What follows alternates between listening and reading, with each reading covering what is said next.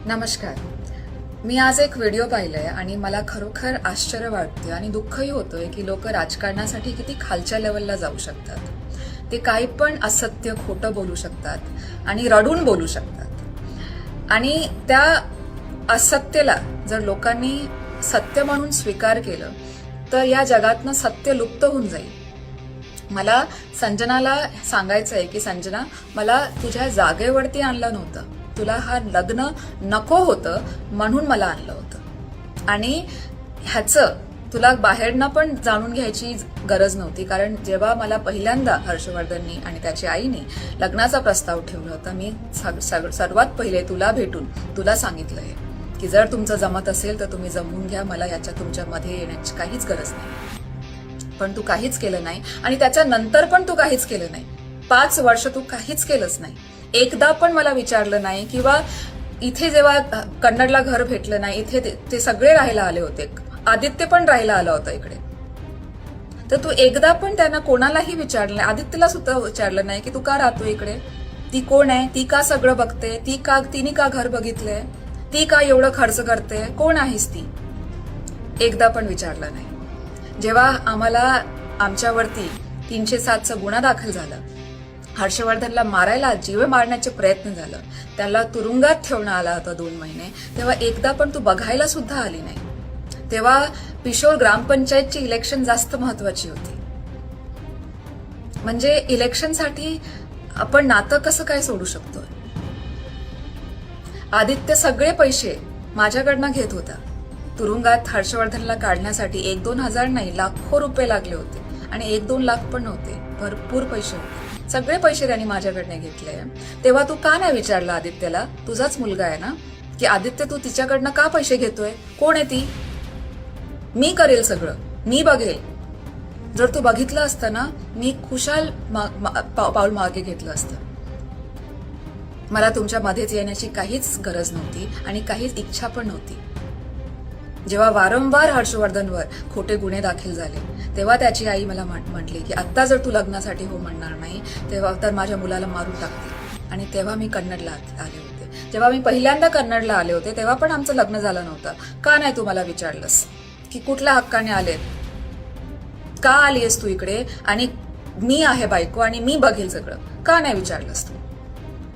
आज जे तू म्हणते रडून लोकांना की माझ्या जागेवरती आणलं, मला इतकं कष्ट झालं, तुला झालं किंवा नाही झालंय मला माहित नाही, पण जे माझ्या समोर सत्य घडलंय ते मी नक्कीच सांगेल.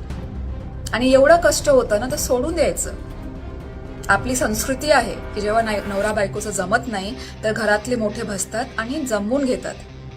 पण तुझ्या वडिलांनी एवढे ते म्हणजे पंतप्रधानाकडून तुझ्यासाठी तिकीट आणू शकतात, तर एकदा फोन तुझे आई वडील हर्षवर्धनच्या आईला करू शकत नाही की काय चालू आहे, कोण आहे ती बाई, का आली आहे ती कन्नडला, एकदा पण आला नाही फोन.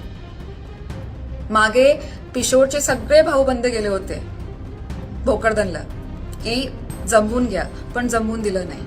अरे कन्नडचे महाराज त्यांनी सुद्धा फोन केलं होतं की ताई हर्षवर्धननीच घर बांधलंय आणि त्यांना राहायला जागा नाही, कमीत कमी त्या म्हातारीला तरी तुम्ही घरात ठेवा.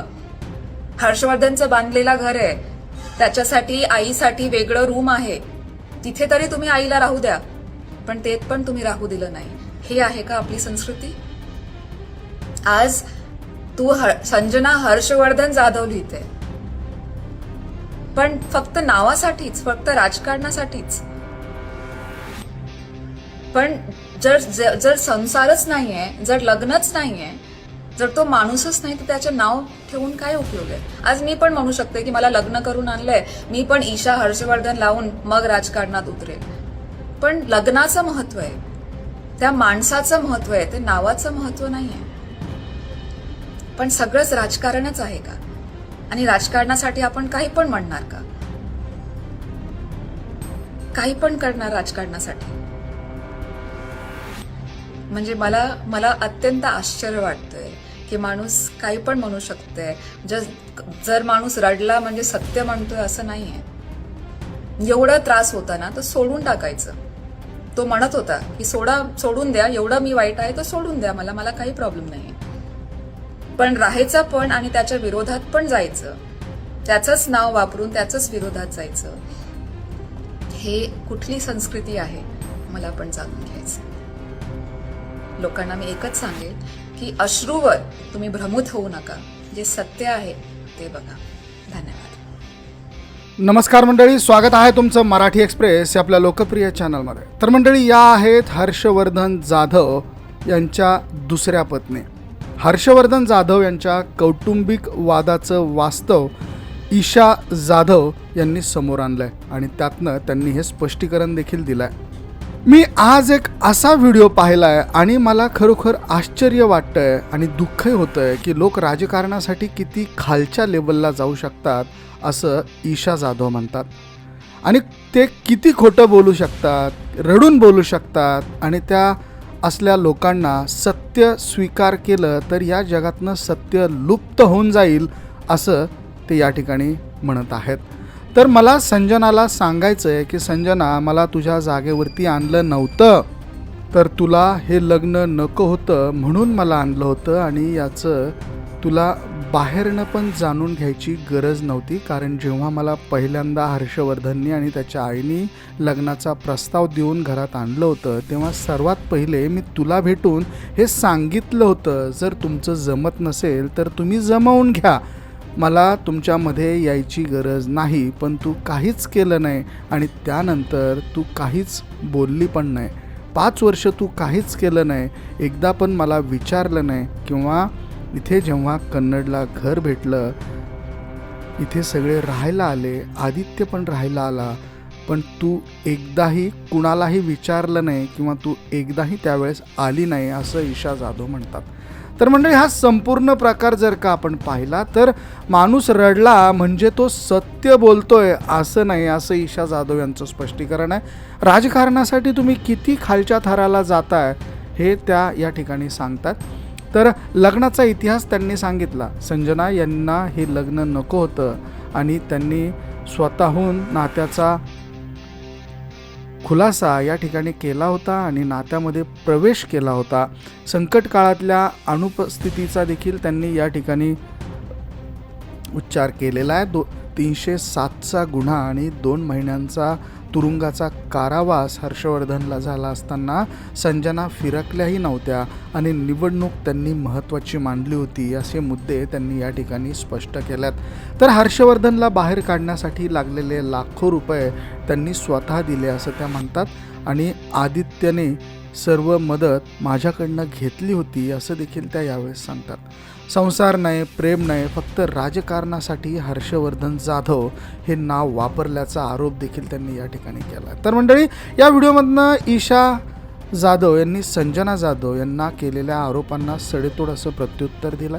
त्यांनी या वादातील कौटुंबिक बाजू, कायदेशीर संघर्ष आणि राजकीय हेतूंचा उलगडा केला आणि केवळ सहानुभूती मिळवण्यासाठी रडणं म्हणजे सत्य नसतं असं देखील त्या वारंवार सांगतात. ईशा जाधव यांनी स्पष्ट केलं आहे की त्यांनी हर्षवर्धन यांच्या आयुष्यात प्रवेश करण्याच्या पूर्वी स्वतः संजना जाधव यांची भेट घेतली होती. त्यांनी संजना यांना त्यांचे नाते सुधारण्याची संधी दिली होती, परंतु संजना यांनी गेल्या 5 वर्षात कोणत्याही सकारात्मक प्रतिसाद त्यांनी दिलेला नव्हता. हर्षवर्धन यांच्या आईने आणि त्यांनी स्वतः लग्नाचा प्रस्ताव ठेवलेला होता, पण संजना यांना हे लग्न टिकवण्यात इंटरेस्ट नव्हता. म्हणूनच ईशा यांनी या नात्याचा स्वीकार केला असं त्या या ठिकाणी सांगतात. जेव्हा हर्षवर्धन जाधव स्वतःच्या वरती झालेल्या अन्यायाला वाचा फोडण्यासाठी समोर येत होते आणि त्यावरती 307 सारखे गुन्हे त्यांच्यावरती दाखल होत होते, तेव्हा ते 2 महिने तुरुंगात होते. तेव्हा संजना त्यांना भेटायला आल्या नाहीत. त्या काळात त्यांच्यासाठी पिशोर ग्रामपंचायतीची निवडणूक अतिशय महत्त्वाची वाटत असल्याचं त्यांनी या ठिकाणी सांगितलं. तर मंडळी, कौटुंबिक वाद मिटवण्यासाठी पिशोरचे नातेवाईक कन्नडच्या महाराजांनी मध्यस्थी करण्याचा प्रयत्न केला. हर्षवर्धन यांनी बांधलेल्या घरात त्यांच्या वृद्ध आईला राहू दिलं जात नव्हतं. ते राहू देण्याची विनंती केली, परंतु संजना यांनी तिला घरात धारा दिला नाही. ईशा यांच्या मते केवळ नात्यासाठी हर्षवर्धन जाधव हे नाव वापरणं आणि प्रत्यक्षात त्यांच्याच विरोधात राजकारण करणं ही कुठली संस्कृती आहे असा सवाल उपस्थित केला. संजना जाधव या केवळ राजकारणासाठी हर्षवर्धन यांचं नाव वापरत असल्याचा आरोप ईशा यांनी केला. तर संसारच करायचा नसेल तर त्या माणसाचा आदर जर नसेल तर केवळ नावाचा उपयोग करून लोकांची दिशाभूल करणं हे चुकीचं असल्याचं ईशा या ठिकाणी म्हणतात. तर मंडळी, लोकांनी केवळ भावनिक व्हिडिओ पाहून निर्णयावर येऊ नये तर त्यामागचं सत्य जाणून घ्यावं. राजकारणासाठी कौटुंबिक नात्यांचा आणि नावाचा गैरवापर थांबवला गेला पाहिजे. कौटुंबिक वाद सामाजिक स्तरावर मांडताना सत्याची कास धरावी लागते असं त्या या ठिकाणी म्हणतात. तर ईशा जाधव यांनी या व्हिडिओद्वारे स्पष्ट केलं आहे की त्यांचे हर्षवर्धन यांच्याशी असलेलं नातं हे संकटाच्या काळात दिलेल्या साथीवरती आधारित आहे. संजना जाधव यांचं रडणं हे केवळ राजकीय सहानुभूती मिळवण्यासाठीचा प्रयत्न आहे आणि प्रत्यक्षात त्यांनी कुटुंबाप्रती असलेली कर्तव्य ही पार पाडलेली नाही आहेत असा गंभीर आरोप यावेळेस ईशा यांनी केलेला आहे. म्हणजे याबद्दल तुमचं मत काय? ईशा जाधव यांचं म्हणणं बरोबर आहे का? कमेंट करून अवश्य कळवा. व्हिडिओ आवडला असेल तर शेअर जरूर करा. बघत रहा मराठी एक्सप्रेस. धन्यवाद.